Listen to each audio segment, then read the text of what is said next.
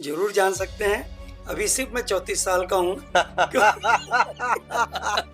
दर्शक उस तरफ बैठे हम दोनों को सुन रहे हैं, उन्होंने भी खूब ठहाके लगाए होंगे।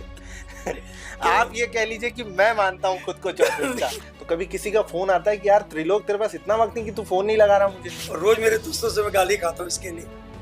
97 में यूथ जेसिस के नाम से संस्था थी हमारी, और उससे जुड़ के बहुत ही आनंद आया। बर्थ मेरा राजस्थान का है। फलूदी एक छोटा सा जी कस्बा हाँ, हुआ काफी चर्चित है फलौदी। अब चर्चित हो गया जी जी क्योंकि सट्टा जी बाजार हाँ, विशेष रूप से सट्टा बाजार के लिए सट्टा बाजार के लिए वर्ल्ड फेमस जी जी हाँ, हो जी चुका हाँ, है। जी। उस जगह से मेरी पैदाइश है। और एक छोटी सी जगह यहाँ से रायपुर की जगह से अगर किसी व्यवसाय ने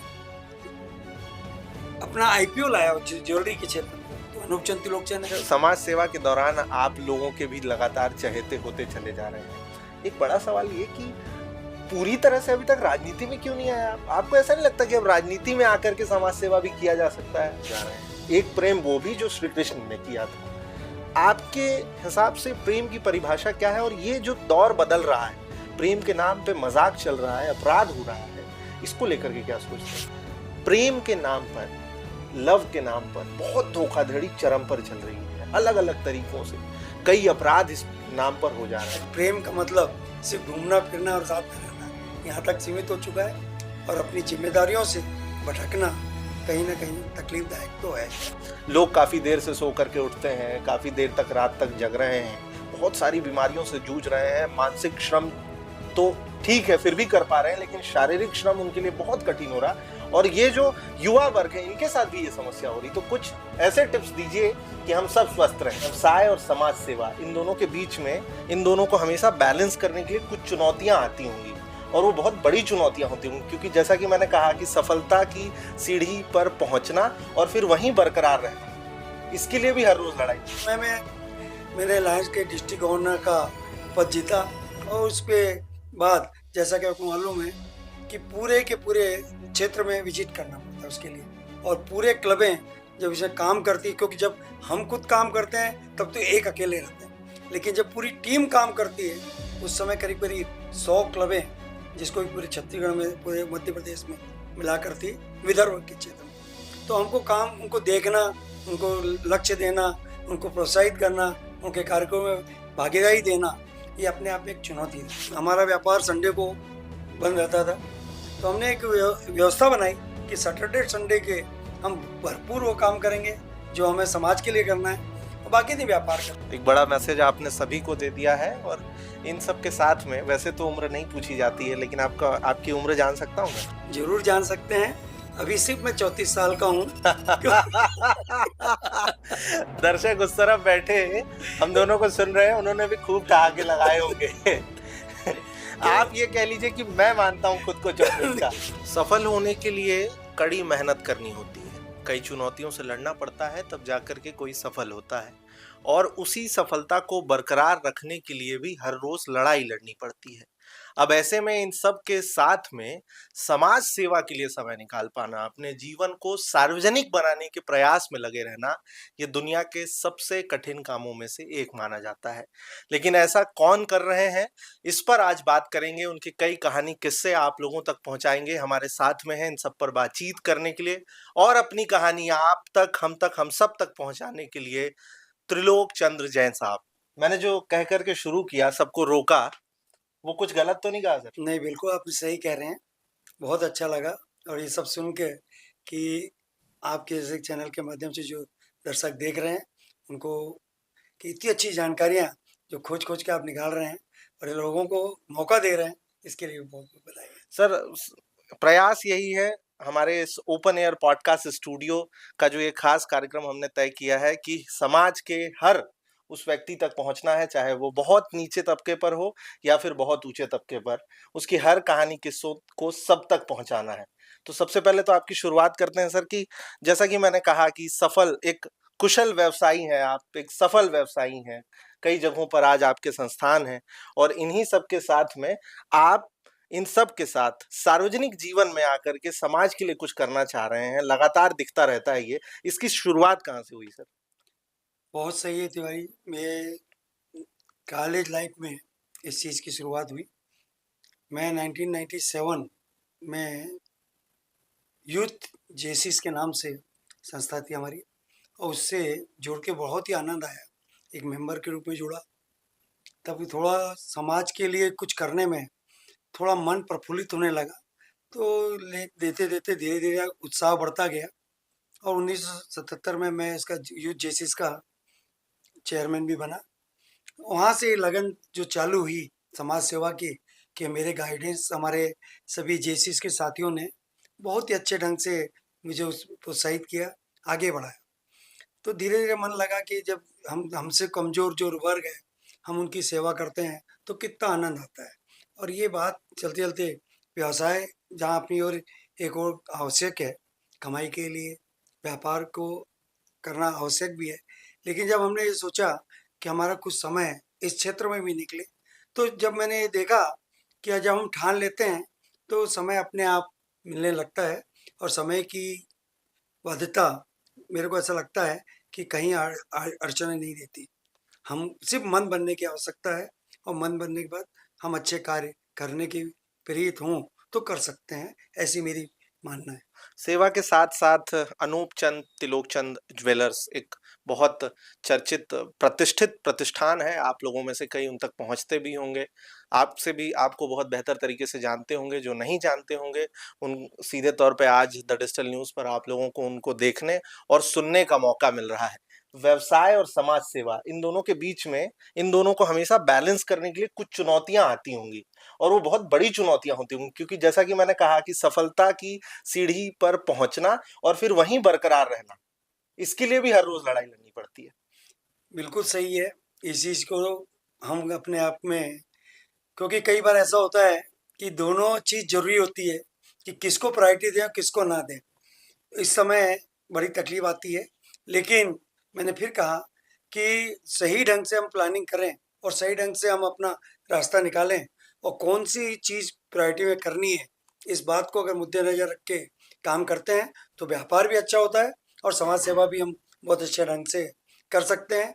इसका उदाहरण मैं आपको बताऊं कि मैं डिस्ट्रिक्ट गवर्नर बना, जिसको कि लायंस की डिस्ट्रिक्ट में सर्वोच्च पद होता है। उस समय मध्य प्रदेश और छत्तीसगढ़ मिला के एक स्टेट होता था।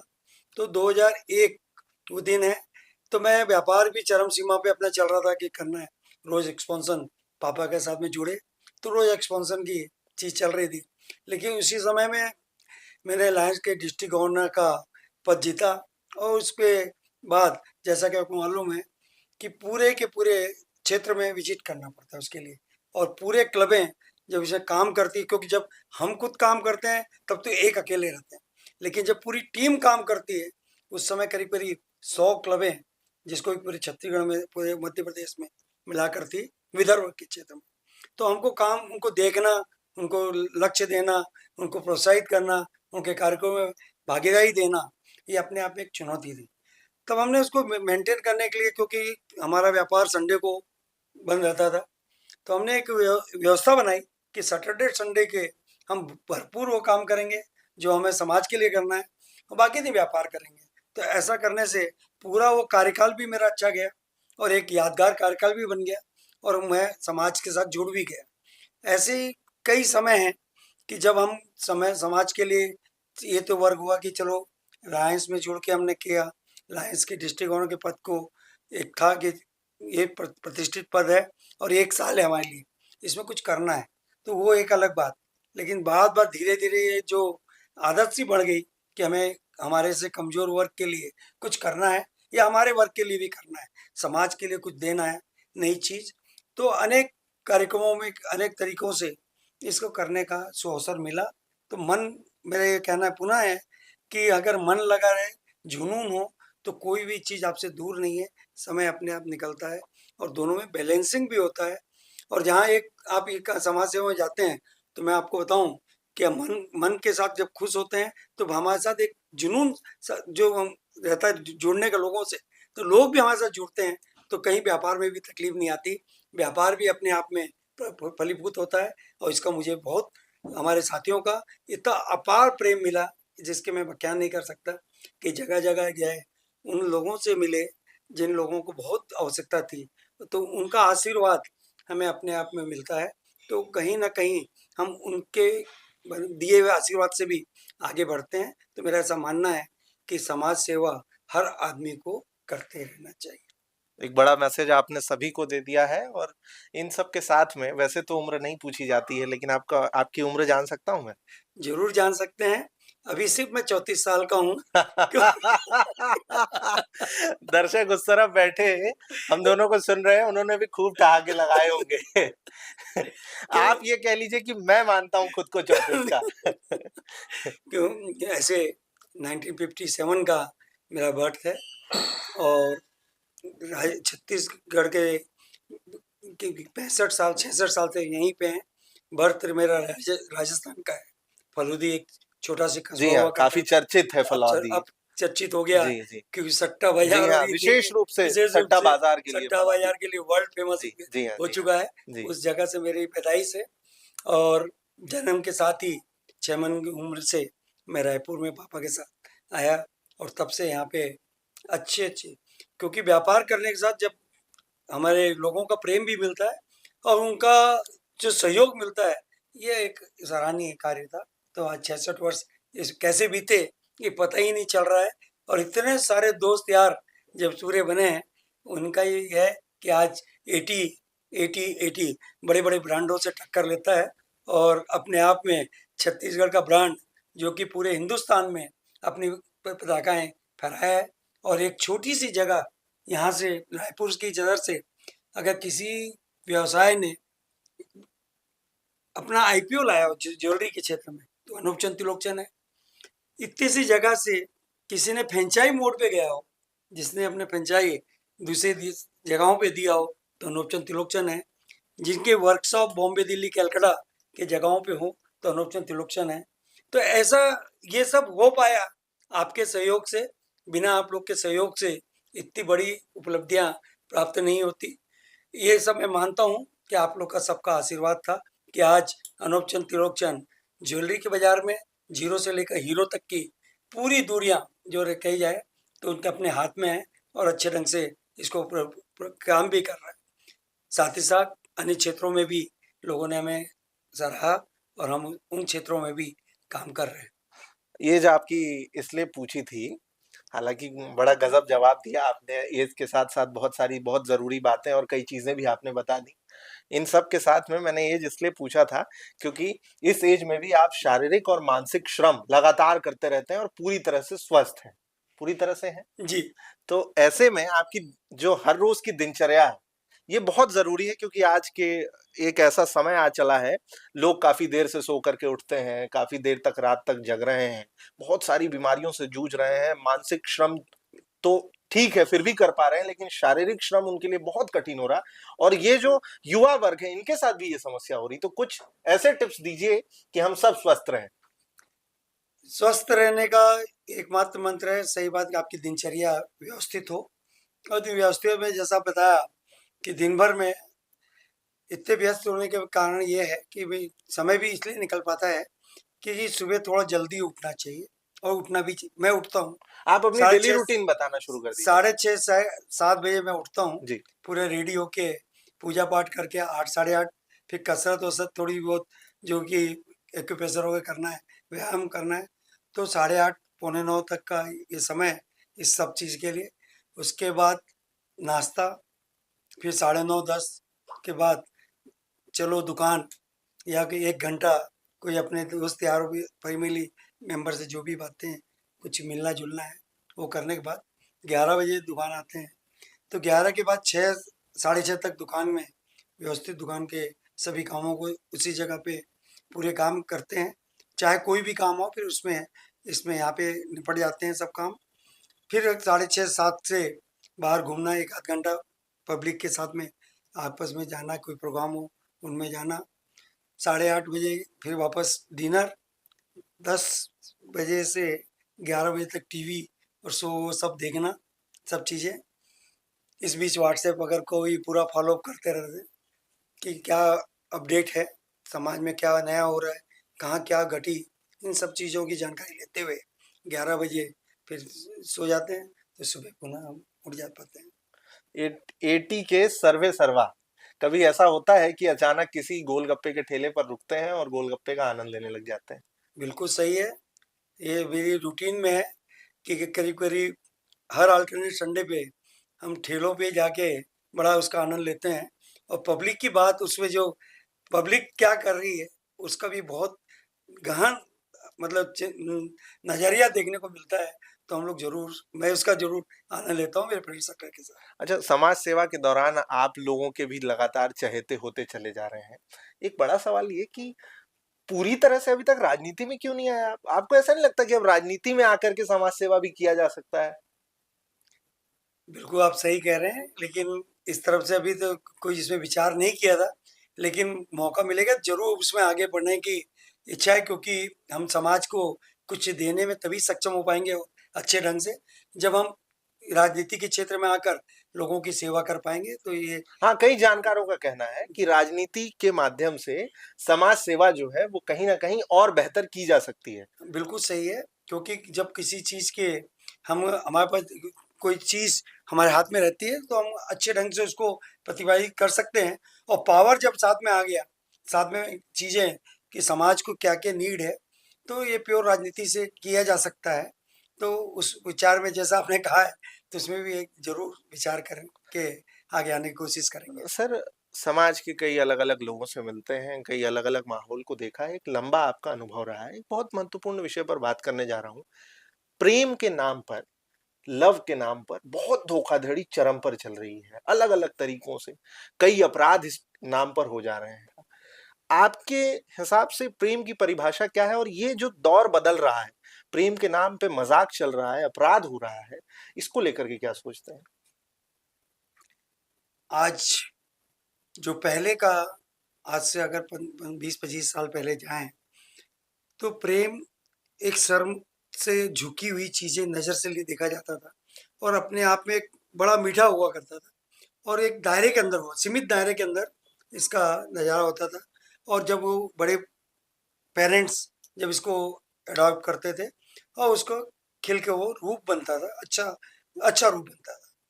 लेकिन धीरे-धीरे मेरा ये मानना है कि समाज की जब पकड़ ढीली होने लगी है, समाज इस चीज़ को एक्सेप्ट करने लगा है कि बच्चे पढ़े लिखे हैं, अपने मन से कर रहे हैं, तो कहीं न कहीं ये परिभाषा थोड़ी-सी आगे विचलित होती जा रही है कि आज प्रेम का मायना सिर्फ़ एक-दूसरे के साथ घूमना-फिरना वहीं तक का सीमित हो गया और एक जो उनमें आपस में जो एक बंधन समझ, था आपसी समझ अब बंधन जो आपस को एक-दूसरे का अपनी समझ जोड़ता था। होती थी, उसमें कहीं न कहीं कमज़ोरी आई है और मेरा एक मानना एक और भी है कि आज एजुकेशन के साथ-साथ दोनों वर्ग सर्विस की ओर ज़्यादा दौड़ रहा है।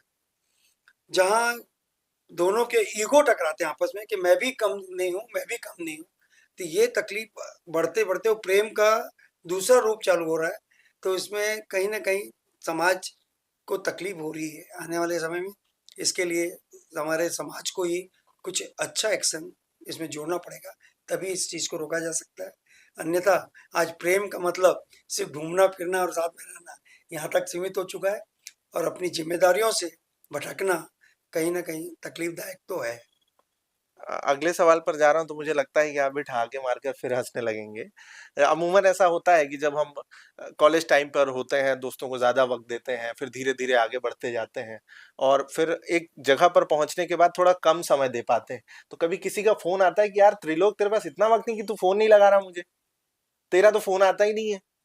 ऐसे दोस्तों के साथ होता है कभी फ़ोन? बिल्कुल सही बात है आपका। ये मेरी बीमारी है। ऐसे डराते-धमकाते हैं मित्र? मित्र लोग के बिल्कुल कई बार है कि मेरे फ़ोन में मैं बहुत थोड़ा आलसी हूँ और फ़ोन कर नहीं पाता हूँ मैं। तो बिज़ी भले ही क कम हूँ, मैं अपने आप को बिज़ी मानता ही नहीं। मैं हर समय खाली हूँ। लेकिन लापरवाही ये सही है, लोगों को एक्सपेक्ट रहता है कि लोग का फ़ोन आएगा, अच्छा लगेगा क्योंकि उनके फ़ोन बराबर आते हैं तो मुझे भी करने चाहिए। लेकिन कहीं न कहीं इसमें कमज़ोरी और बड़ा कटु अनुभव है इसका मुझे और रोज़ मेरे दोस्तों से मैं गाली खाता हूँ इसके लिए। जाते-जाते एंटरप्रेन्योरशिप जो है, वो अभी बहुत तेजी से उभर रही है। नए युवा उद्यमी जो हैं, वो व्यवसाय की तरफ भी आगे आ रहे हैं। सिर्फ जमा पर रोजगार चाहिए की रट से इतर वो कुछ करने में लगे हुए हैं, कुछ करके अपनी जो सारी चीजें हैं उसको बेहतर करने में लगे हैं। तो जाते जाते अंतिम में कुछ बिजनेस के टिप्स जो उनके लिए बहुत फायदेमंद हो सकते हैं। बहुत सही है। अभी व्यापार बच्चे नौकरी से छोड़कर इस ओर भी बहुत ध्यान दे रहे हैं और अपने नए-नए व्यवसाय, नए-नए आइडिया के साथ बहुत अच्छे ढंग से आगे बढ़ रहे हैं।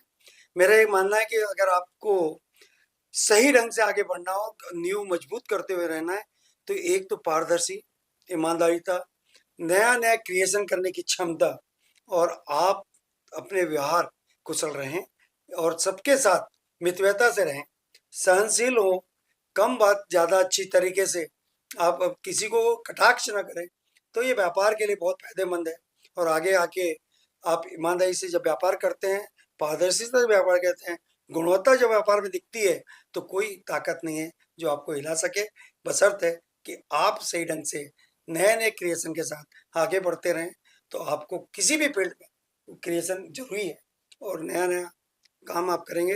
समय की बद्धता आप में पूरी, उसके लिए जुनून होना चाहिए आप में, तभी आप सफल हो पाएँगे। धन्यवाद। सर, जिस खुशमिजाजी के लिए आप जाने जाते हैं, उसी के साथ बखूबी हर सवाल का जवाब दिया। मुझे लगता है कि इस इंटरव्यू में आपको भी खूब आनंद आया होगा और काफ़ी कुछ पुराना याद आ गया होगा। बिल्कुल सही है। मैं पूरी सन अपने 57 से लेके जब 78 के तक मैं कॉलेज लाइफ से हटा, उस समय से ज़िंदगी अभी ऐसा चारों तरफ घूम रही है। ऐसा लगता है कि कितना बोलते रहें और इतनी याददाश्त से आपने बढ़ाई है। बहुत-बहुत धन्यवाद। पुरानी यादों को ताज़ा किया, उसके लिए भी बहुत-बहुत धन्यवाद। अंकित, कैमरा मेरी तरफ ले आइए। एटी के सर्वे सर्वा ने थोड़ा-सा वक़्त निकाल कर के किस तरीके से द डिजिटल न्यूज़ को, या ये कह लीजिए कि सीधे तौर पर आप लोगों से मिल कर के व्यवसाय से जुड़े जो एक अलग तरीके की स्ट्रैटेजीज़ हैं, टिप्स हैं, वो आप लोगों के सामने रखीं।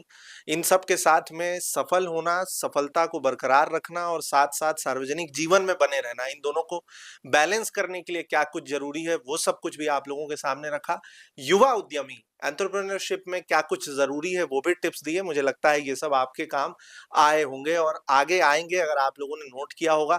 नहीं कर पाए तो बार-बार ये इंटरव्यू ज़रूर देखिएगा। और हाँ, एक ज़रूरी बात, आज के बाद से हमारा ये पूरा प्रयास होगा कि हर महीने हम कोशिश करेंगे कि सर के पास आएँ, सर का थोड़ा-सा वक़्त लें, चाहे मैं मध्य प्रदेश में रहूँ, राजस्थान में रहूँ, छत्तीसगढ़ या आप लोगों की मदद से दिल्ली में, आकर के सर के पास बातचीत अलग-अलग मुद्दों पर और विशेष रूप से जो आप लोगों के लिए व्यवसाय में फ़ायदेमंद हो, उस पर बातचीत करता रहूँ। ये पूरी बातचीत कैसी लगी, उसके लिए कमेंट बॉक्स का उपयोग कर सकते हैं।